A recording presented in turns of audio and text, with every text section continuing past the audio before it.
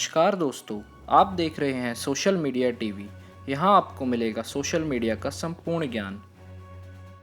दोस्तों, आज का हमारा टॉपिक है इंडिया चाइना के बीच चल रही टेंशन। सो बेसिकली क्या होंगे रिजल्ट्स अगर वॉर होती है तो। दोस्तों, जब भी हम बात करते हैं इंडिया और China, the first word comes in our mind is enemies. जी हाँ दोस्तों, पास्ट में इंडिया और चाइना के बीच एक वॉर भी हो चुकी है 1962 में, जिसमें चाइना की साइड से विक्ट्री क्लेम की जाती है। दोस्तों, जब भी हम दो देशों के बीच कंपैरिजन करते हैं तो पॉपुलेशन एक बहुत बड़ा रोल प्ले करती है। अगर हम दोनों कंट्रीज की बात करें तो China is the most populated country in the world, whereas India is the second most populated country in the world with over 135 crore peoples. दोस्तों, अगर हम दोनों देशों के लैंड एरिया की बात करें, China is the fourth largest country in the world with over 9.5 lakh square kilometers, whereas India is the seventh largest country in the world with over 3.28 lakh square kilometers of land area. So guys, next point in our list is democracy. Friends, India is the largest democracy in the world, whereas China is ruled by a communist party, so we can't say China a democratic country. दोस्तों, next point हम cover करेंगे business और consuming market. दोस्तों, business के मामले में China पूरे world को लीड करता है। So in the case of business and consuming market, China ranked number 3 after US and Europe with final turnover of $8.4 trillion, whereas India ranked number 6th largest consumer market in the world with over $4.61 trillion. So guys, next point is GDP. So guys, GDP of any nation shows how economically well developed nation is. दोस्तों, इस point पर भी China हमारे से बहुत आगे है। China के पास वर्ल्ड की दूसरी सबसे बड़ी GDP है with $14.14 trillion. दोस्तों, वहीं हम इंडिया की बात करें तो इंडिया के पास वर्ल्ड की थर्ड लार्जेस्ट GDP है विद $3.37 ट्रिलियन USD. दोस्तों, GDP के पॉइंट पर हालांकि चाइना हमारे से आगे है, बट लास्ट 20 ईयर्स में इंडिया की GDP ग्रोथ ने पूरे वर्ल्ड को चौंका दिया है। दोस्तों, ये तो थे कुछ बेसिक कंपैरिजंस। अब हम बात करेंगे मिलिट्री कंपैरिजंस के बारे में, जो कि मोस्ट वांटेड टॉपिक है। दोस्तों, जैसा कि आपको पता है, अभी रिसेंटली चाइना और इंडिया के बीच बॉर्डर पे फेस ऑफ चल रहे हैं, जिसमें कि इंडिया के 20 सोल्जर्स शहीद हुए हैं और चाइना की साइड से भी बड़ा नुकसान बताया जा रहा है। सो गाइस, इसे देखते हुए मिलिट्री कंपैरिजन करना लाजमी है। So guys, let's start.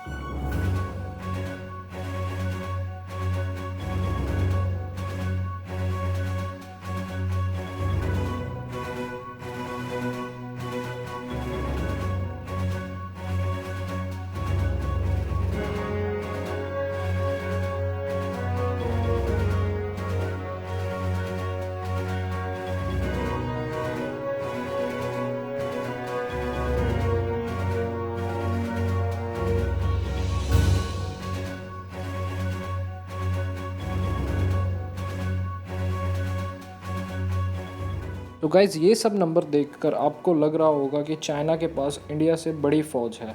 But guys किसी भी जंग को जीतने के लिए बेस्ट स्ट्रेटेजिक लोकेशंस और बेस्ट टू बेस्ट एक्सपीरियंस की ज़रूरत होती है। गाइज़ मैं आपको बता दूं 1962 के बाद चाइना ने कोई भी जंग नहीं लड़ी है, जबकि इंडिया ने उसके जस्ट 3 साल बाद ही 1965 में पाकिस्तान से जंग लड़ी थी, उसके बाद 1971 और फिर 1999। तो गाइज़ जंग लड़ने का एक्सपीरियंस इंडिया के पास ज़्यादा है। और गाइस एक पॉइंट और, चाइना इंडिया से बड़ी बॉर्डर्स को डिफेंड करता है, जबकि India as compare to China छोटे बॉर्डर्स को डिफेंड करता है। और इंडियन आर्मी के हौसले की बात तो हिटलर जैसे महान शख्स भी कर चुके हैं। So guys at the end China को ये बात जान लेनी चाहिए कि ये 1962 का भारत नहीं है, ये 2020 का भारत है। अगर चाइना इंडिया को 10 टाइम्स स्लैप कर सकता है तो इंडिया भी चाइना को 9 टाइम्स स्लैप कर सकता है with full power. So guys, thanks for watching my video. Make sure you hit the like button and subscribe to my channel.